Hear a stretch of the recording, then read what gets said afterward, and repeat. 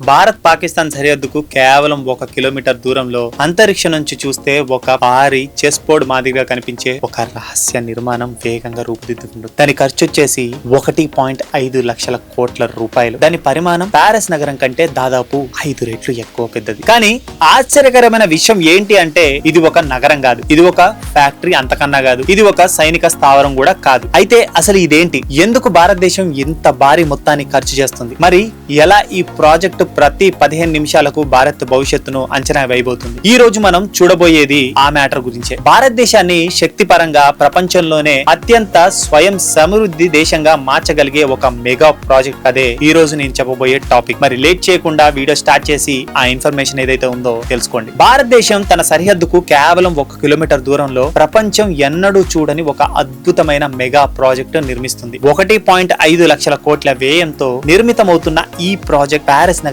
కంటే 5 రెట్లు పెద్దది. శాటిలైట్ చిత్రాల్లో చూసుకున్నట్టయితే ఇది కేవలం గ్రిడ్ ఆఫ్ స్క్వేర్లలో కనిపించినప్పటికీ ఇది భారతదేశ భవిష్యత్తును ప్రతి 15 నిమిషాలకు ఒకసారి అంచనా వేయబోతుంది. ఇక ది ఇంపార్టెన్స్ ఆఫ్ ఎనర్జీ అనే విషయం గురించి మాట్లాడుకుంటే ఒక దేశానికి డబ్బు లేదా డేటా కంటే ఎనర్జీ అనేది చాలా విలువైనది. జూలై 30, 2012న ఇండియాలో జరిగిన అతిపెద్ద బ్లాక్అవుట్ కారణంగా 60 కోట్ల మంది ప్రజలు చీకట్లో ఉండిపోయారు. రైళ్లు నిలిచిపోయాయి, ఇంకా ఆసుపత్రులు ఇబ్బందులు ఎదుర్కొన్నాయి. చరిత్రను గమనిస్తే ఏ దేశమైనా సూపర్ పవర్ కావాలంటే ముందుగా శక్తి వనరులను తన కుప్పెట్లో ఉంచుకుంటుంది. ప్రస్తుతం భారత్ తన చమురు అవసరాల్లో 89%, గ్యాస్ లో 50%, ఇంకా బొగ్గులో 23% దిగుమతులపైనే ఆధారపడుతుంది. ఈ సమస్యకు పరిష్కారంగా ఎలక్ట్రిసిటీను ఒక సార్వత్రిక ఇంధనంగా మార్చుకోవాలని భారత్ లక్ష్యంగా పెట్టుకుంది. ఇక కవాడా రెన్యూవబుల్ ఎనర్జీ పార్క్ గురించి మనం మాట్లాడుకుందాం. 2030 నాటికి తన విద్యుత్ సామర్థ్యాల్లో సగాన్ని నాన్ ఫాజిల్ సోర్స్ నుండి పొందాలని భారత్ ప్యారిస్ ఒప్పందాల్లో హామీ ఇచ్చింది.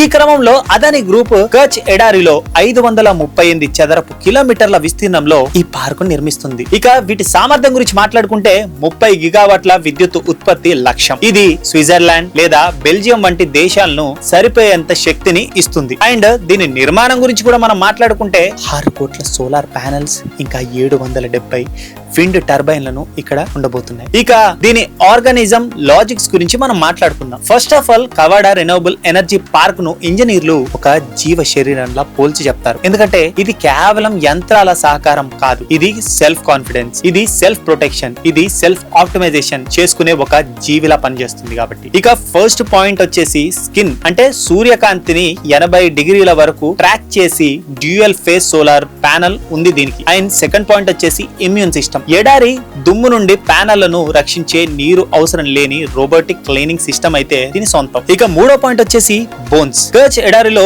ఉప్పు నేల నుండి రక్షణ పొందేందుకు ప్రత్యేకమైన స్టోన్ కాలమ్స్, ఇంకా తుప్పు పట్టని మెటీరియల్స్ వాడారు కాబట్టి ఇది చాలా సేఫ్. ఇక నాలుగో పాయింట్ వచ్చేసి బ్రెయిన్. 15 నిమిషాల ముందుగానే వాతావరణాన్ని అంచనా వేసే ఏఐ పవర్డ్ కంట్రోల్ రూమ్ దీని సొంతం. ఇక ఐదో పాయింట్ వచ్చేసి స్టమక్. రాత్రిపూట విద్యుత్ నిల్వల కోసం పెద్ద బ్యాటరీలు, ఇంకా విండ్ మిల్స్ ఉన్నాయి. ఇక ఆరో పాయింట్ వచ్చేసి ఆర్టరీస్. ఉత్పత్తి అయిన విద్యుత్తును దేశంలోని ఇతర ప్రాంతాలకు చేరవేసే సబ్ స్టేషన్లు, ఇంకా ట్రాన్స్మిషన్స్ ఉన్నాయి. ఇక దీని ఎనర్జీ ఇండిపెండెన్స్ గురించి మాట్లాడుకుంటే నిజమైన శక్తి స్వాతంత్రం అంటే కేవలం విద్యుత్ ఉత్పత్తి చేయడమే కాదు, దానికి కావలసిన పరికరాలను కూడా మనమే తయారు చేసుకోవడం. గుజరాత్ లోని ముంద్రాలో సోలార్ ప్యానెల్స్, ఇంకా విండ్ టర్బైన్లు తయారీ ద్వారా భారత్ దిగుమతిదారు నుండి తయారీదారుగా మారుతుంది. ఇక ఫైనల్ గా కన్క్లూజన్ కి వస్తే కవాడా అనేది కేవలం సోలార్ ప్యానెల్లు పెట్టడం మాత్రమే కాదు, అది ఒక కఠినమైన ఎడారిలో పూర్తి శక్తి వ్యవస్థను నిర్మించే సాహసం. ఇది రాబోయే దశాబ్ద కాలంలో భారతదేశ అభివృద్ధికి గుండె చప్పుడులా మారబోతుంది అనడంలో ఎటువంటి సందేహం లేదు. మరి ఈ వీడియో మీకు నచ్చిందని అనుకుంటున్నాను. Hope you like it. And మరో ఇంట్రెస్టింగ్ టాపిక్ తో మళ్ళీ అయితే కలుద్దాం. అంతవరకు సెలవు. This is Arun, you watching Telugu now,